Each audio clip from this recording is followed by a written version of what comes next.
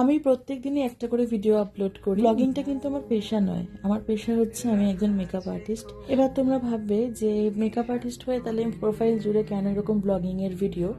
Blogging করতে আমি ভীষণ ভালোবাসি, ব্লগ বানাতে আমি খুব ভালোবাসি, সেই জন্যই নিজের পেশাটার সঙ্গে নিজের নেশাটাকেও রেখেছি। আর এই মুহূর্তে তোমরা আমার কাজের ভিডিও থেকে তোমরা কিন্তু আমার ব্লগিং ভিডিওই বেশি দেখতে পারবে। মোটামুটি 3-4 মাস আমার কাজের ভিডিও ফটো খুব একটা আপলোড করব না আমি। এর একটা কারণ তো আছে অবশ্যই, 3-4 মাস আমি কাজ অফ রেখেছি।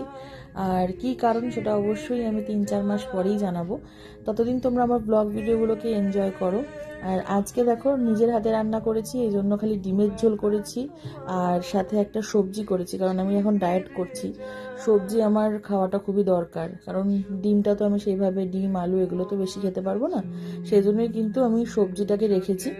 আর সাথে শাক ভাজা, ওটা কিন্তু মা বাড়িতে ছিল না, মা এসে বানাবে। যেহেতু ডায়েটে আছি তাই আজকেও ভাতের পরিবর্তে ডালিয়াই খাবো, আর তার সাথে বেশি বেশি করে তরকারি নেব, আর শাক ভাজা তো থাকবেই। খাওয়া দাওয়াটা নিজের শরীরের জন্যই একটু আগের মতো কন্ট্রোলে রাখার চেষ্টা করছি, দেখা যাক কতটা পারি। তো চলো আজকের মতো এই ছোট্ট ব্লগটা থেকে বিদায় নিচ্ছি, আবার অন্য একটা ব্লগ নিয়ে তোমাদের সামনে চলে আসবো। টাটা।